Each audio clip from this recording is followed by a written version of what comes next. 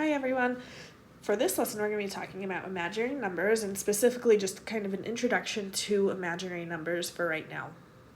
So an imaginary number is a real number times I, and I represents the imaginary part of that number. Long ago, mathematicians were trying to do this math and figure out a couple of things in physics, and they couldn't do it without using an imaginary number, and so that's why we have them today. We're not going to go really deep into the history of imaginary numbers, but I am going to show you how to work with them, and anytime you see an I pop up, the way that you can handle that or simplify it.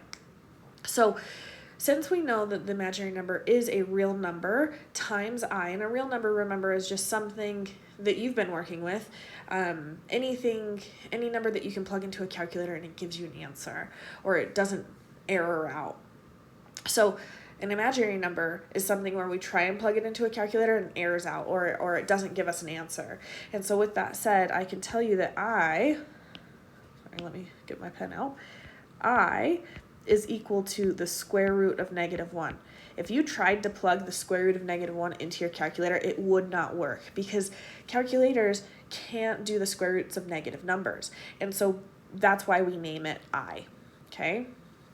The other thing that I wanted to show you before we start going through examples is if I know that I is the square root of -1, what I'm going to do is just write that I is equal to I, right?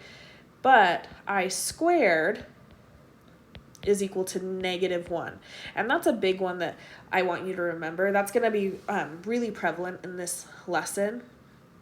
And so anytime you see an I squared, we can replace it with a -1. The reason why we can do that is if we know that I is equal to the square root of -1, then I squared is equal to the square root of -1 times the square root of -1, right? Because it's just I times I.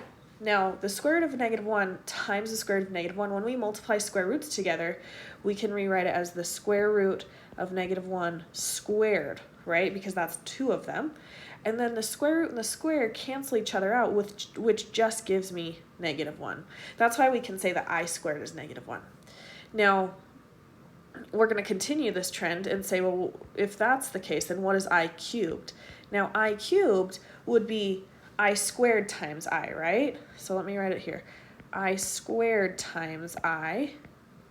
And we already know that I squared is -1, right? So we're going to say -1 times I.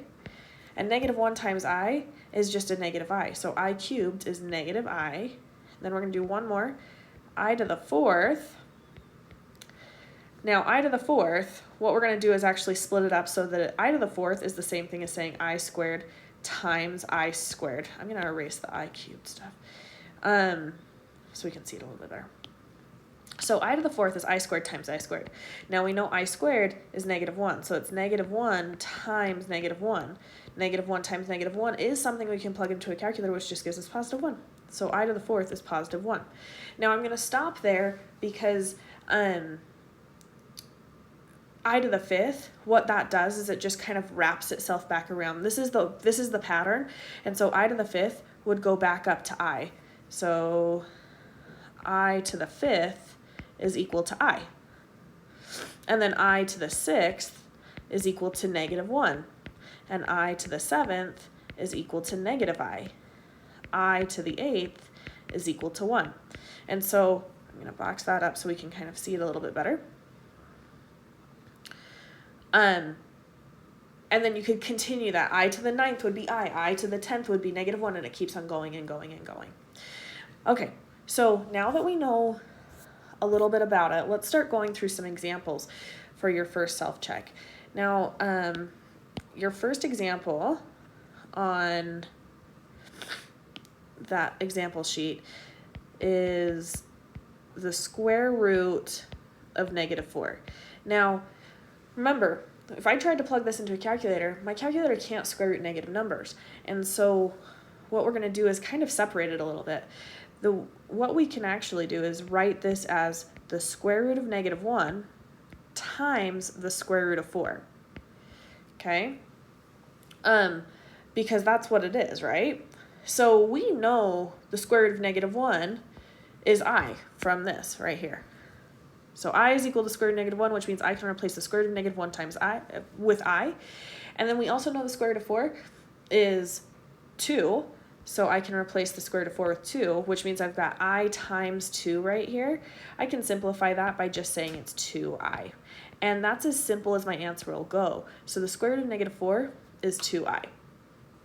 Okay, now let's look at the second example. The second example is an equation, and we want to solve it for x. So we have x squared plus 18 is equal to 9.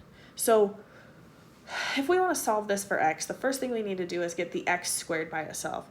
And the way we're going to do that is by subtracting 18 from each side.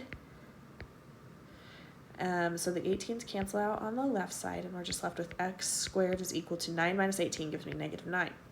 Now, I still want to get the x by itself. Right now it has the squared, so to get rid of the squared, we're going to square root both sides. So we'd end up with x is equal to plus or minus. Remember, anytime I square root something, I have to do plus or minus of negative 9. Well, I can't square root negative numbers into my calculator. It won't work. So I can change it up kind of like I did that first example and say this is the same thing as saying the square root of negative 1 times the square root of 9. And we know the square root of negative 1 is I, and the square root of 9 is 3. So my final answer would be x is equal to plus or minus, because we have to keep that, of 3i. And there we have it. Okay, so the next two examples kind of go with this thing that I boxed up here. So I'm going to, let's see if we can do this. Move this sucker down here, just so we can see it a little bit better. Okay, so now what we're gonna do is the third example. So the third example says I to the 12th. Now I to the 12th isn't on my list, right? But I could continue my list until I get to I to the 12th, which would just be another row down. But the other option would be to take this number, so 12, and divide it by 4. So 12 divided by 4 gives me 3, which is a whole number. Now let me kind of show you. I didn't write this down in the first place, but if I have, so we have I is equal to I squared is equal to negative 1, I cubed is equal to negative I, and then I to the 4th is equal to 1. Now, here's what I'm going to tell you. If you divide by 4 and you get a remainder of 1, so a remainder of 1, or your number has a 0.25 at the end, your answer, your simplified version is I. If you have a remainder of 2 or 0.5 at the end of your answer, then it's negative 1 is simplified. If you get a remainder of 3 or 0.75 at the end of your answer, then your simplified version is negative I. Then if you get a remainder of 0 or nothing behind your answer, like it's just a whole number, so let me write this whole number, then your simplified version is 1. Now that's when we divide by 4. So for the third example's case, because I divided by 4 and I got a whole number, then my simplified version would be the same as I to the 4th, which is just 1. Okay, now let's do that fourth example, and we're going to do it the same way. So the fourth example is asking us about I to the 22nd. So what I'm going to do is do 22 divided by 4, and 22 divided by 4 gives me 5.5 when I plug it into a calculator. So based on that, I'm going to find the thing that has the 0.5 under it, or behind it, which would give me the same thing as I squared. And I know I squared is negative 1, so my simplified version of I to the 22nd is negative 1. There we have it.